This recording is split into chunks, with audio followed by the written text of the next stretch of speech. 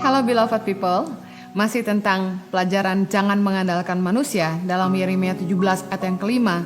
Terkutuklah orang yang mengandalkan manusia dan yang mengandalkan kekuatannya sendiri dan yang hatinya menjauh daripada Tuhan.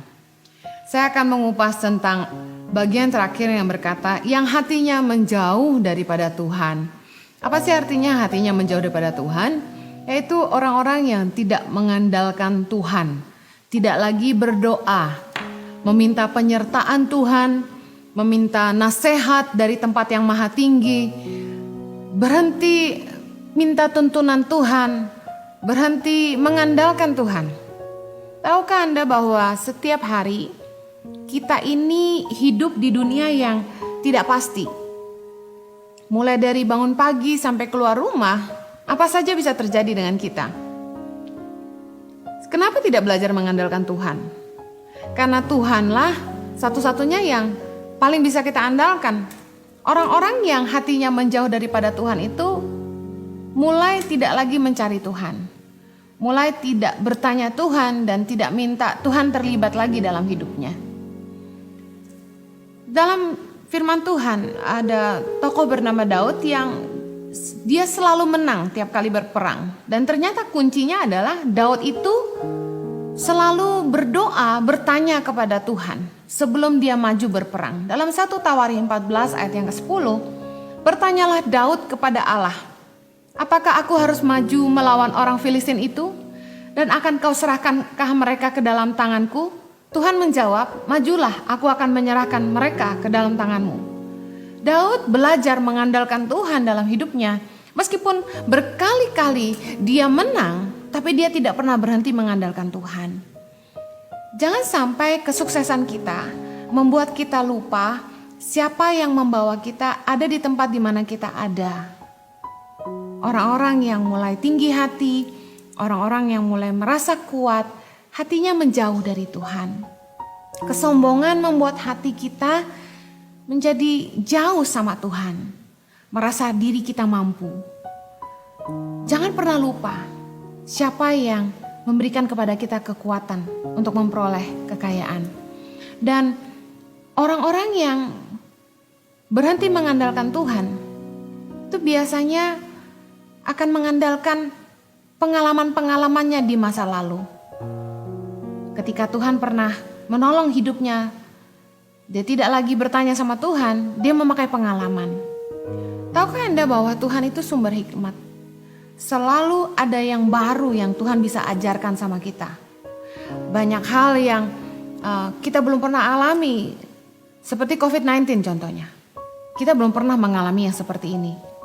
Lalu apa yang kita harus lakukan? Saya ingin mengingatkan untuk setiap kita, mari belajar seek the counsel from above. Carilah nasihat dari tempat yang maha tinggi. Karena ada selalu hikmat Tuhan yang baru. Sebuah pelajaran penting bahwa kita yang selama ini sudah terbiasa sukses. Apa yang kita bangun sudah besar. Dan kita memakai pengalaman-pengalaman kita. Bahkan kita banyak mengajar orang dari pengalaman itu. Kita akan sampai di satu titik kita mentok dan gak tahu apa yang harus kita lakukan lagi. Dan di situ kita baru sadar bahwa selama ini kita lupa sama Tuhan.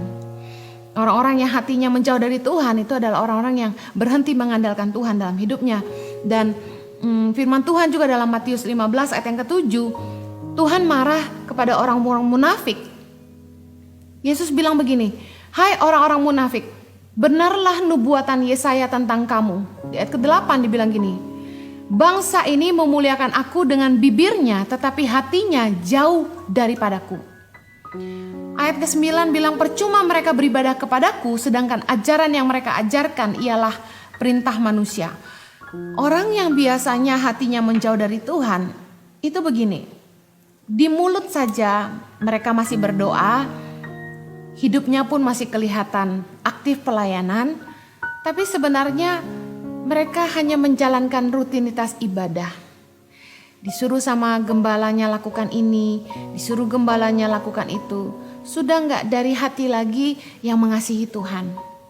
Beda banget orang-orang yang menyembah Tuhan dari hati atau orang-orang yang menyembah Tuhan karena dia punya suara bagus dan dia sudah terbiasa menyanyi. Orang-orang yang Mungkin suaranya biasa-biasa, tapi ketika dia menyembah Tuhan dengan sepenuh hati, itu yang lebih menyentuh hati Tuhan. Ingat persembahan janda yang hanya memberikan 2 peser dibandingkan dengan orang kaya yang memberikan sekantong uang. Yesus memuji janda ini karena dia memberi seluruh hidupnya.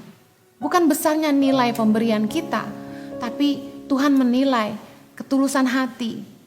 Bagaimana kita melayani Tuhan, menjalani hidup kita. Semuanya keluar dari hati yang mengasihi Tuhan. Ingatlah bahwa perenungan hati kita adalah ibadah, hidup kita adalah ibadah kepada Tuhan.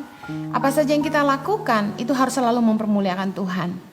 Jangan berhenti mengandalkan Tuhan, tapi terus ingat bahwa Dialah yang memberi kita kekuatan dan terus dekat kepada Tuhan. Jangan hanya terjebak dengan rutinitas melakukan pelayanan, pekerjaan seperti berdoa, berpuasa hanya karena diwajibkan oleh agama.